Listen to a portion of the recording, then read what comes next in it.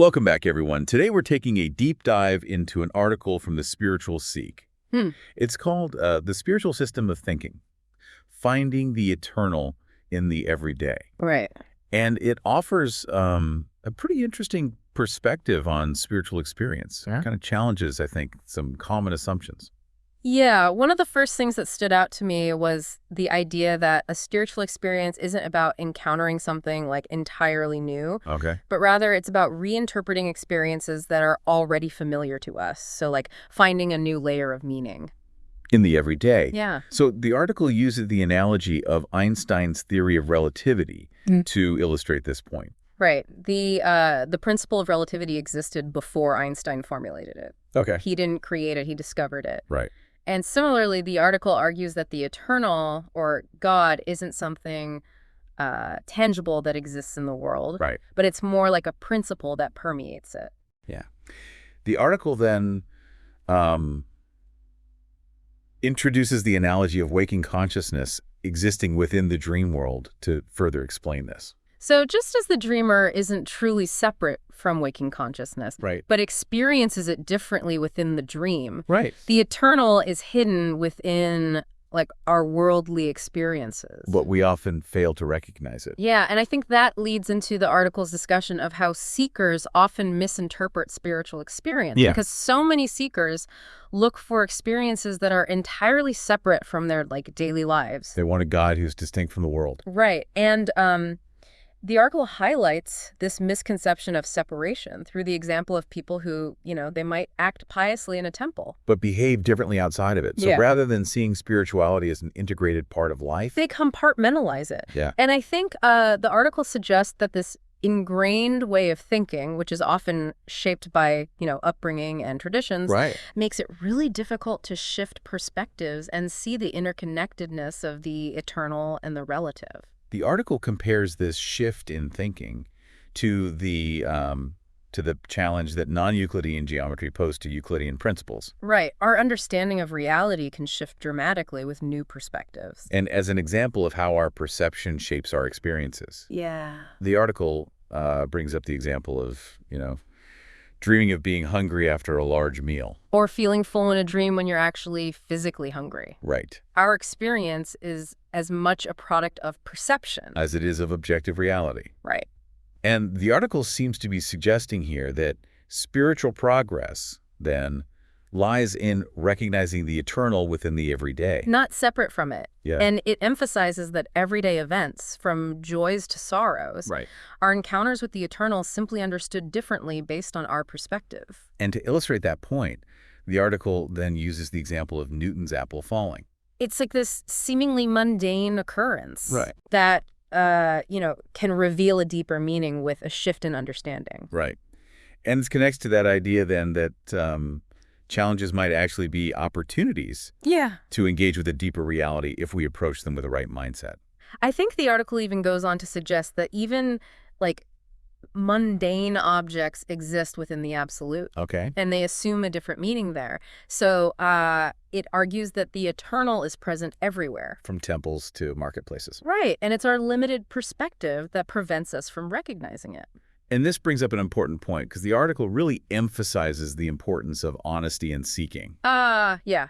It suggests we have to acknowledge that spiritual experience has its own laws Right. and accept them if we wish to understand them. And this is where the article introduces the concept of viveka. Yeah, viveka, which is understanding as like the first step in spiritual seeking. And following viveka then is vairagya. Yes.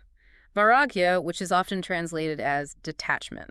But the article really emphasizes that vairagya isn't about, external changes, but a shift in consciousness. Right. It's a detachment from our limited perception. And an opening to the eternal perspective. Exactly. The article uses the analogy of the world as an epic to illustrate this. Where the eternal speaks through everyday forms and processes. So it's like we can engage with the world on a superficial level. Right, like listening to a radio for enjoyment without understanding how it works. But we can also seek that deeper understanding. That reveals the underlying principles at play. And the article points out that ignorance of these underlying principles then leads to suffering. Yeah, because happiness and suffering are both results of the same underlying laws. Right. And it's our ignorance of those laws, our clinging to a limited perspective that creates the cycle of birth and death. Right. The endless repetition of the same patterns. True spiritual seeking, as the article describes it,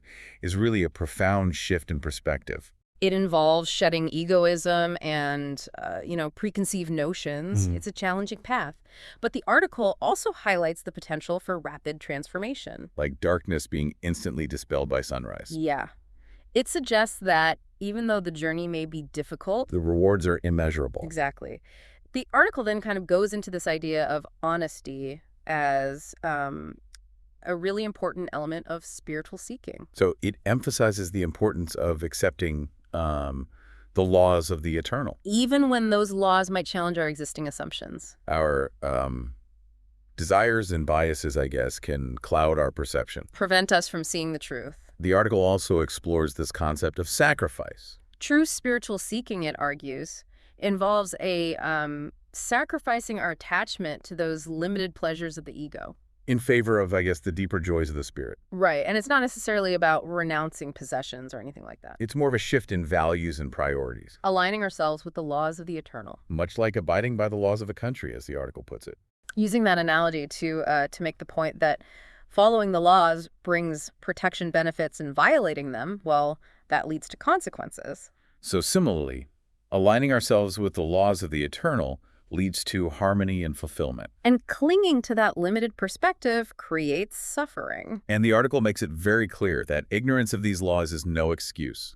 We're all subject to the consequences of our actions, regardless of our understanding. This brings us to the concept of metempsychosis. This idea that we are reborn again and again until we learn the lessons necessary to transcend our limited perspective. The article then goes on to acknowledge the difficulty of true spiritual seeking.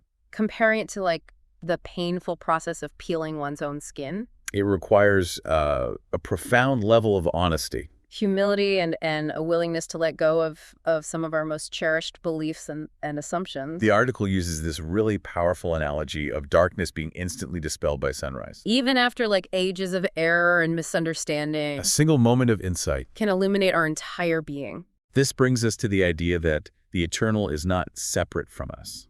But present in every moment of our lives. So the article encourages us to cultivate an awareness to see the divine in the ordinary. The key here is to shift our perception. And recognize the sacred in the mundane. What if we started looking at our daily challenges not as obstacles, but as opportunities to engage with this deeper reality? This is a powerful question that invites us to re-examine our perceptions. So to seek the eternal in every aspect of our lives. Perhaps by looking beyond the surface. We can begin to experience the interconnectedness and the inherent beauty of existence. That analogy of waking from a dream, I think, is really powerful. It highlights how the eternal was always there, but we were just, our perception was limited. It's about recognizing those limitations and releasing them. the illusions that we create. The illusions that separate us from the divine. Which leads to that understanding that the world we experience is a reflection of our own consciousness. So the article really emphasizes aligning our thinking with the laws of the eternal as a key part of spiritual progress. But it also says this shift in perception can't be forced or achieved through willpower alone. It rises naturally. From understanding, from cultivating viveka and vairagya. The article seems to suggest that when we truly understand the nature of reality, and we let go of that attachment to those limited perspectives, then the experience of the eternal arises spontaneously. It's like the sun rising and dispelling the darkness. The light was always there. Just obscured. By our own limited vision. This brings us back to, I think, the central point of the article. The eternal isn't separate from us, but present in every experience. It's about developing the capacity to recognize it. To see the divine in the everyday. What if we started looking at our daily challenges not as obstacles, but as opportunities to engage with this deeper reality? How might that change our experience? It's a powerful question that I think challenges us to re-examine our perceptions. To seek the eternal in every aspect of our lives. Perhaps by shifting our focus, by looking beyond the surface of things, we can begin to experience the interconnectedness and the inherent beauty of all of existence. This deep dive into the spiritual system of thinking, I think, has really challenged us to reconsider our understanding of spirituality and to see the eternal not as something distant and separate, but as an integral part of our everyday experience. It encourages us to approach life with a renewed sense of awareness and seek the divine in the ordinary.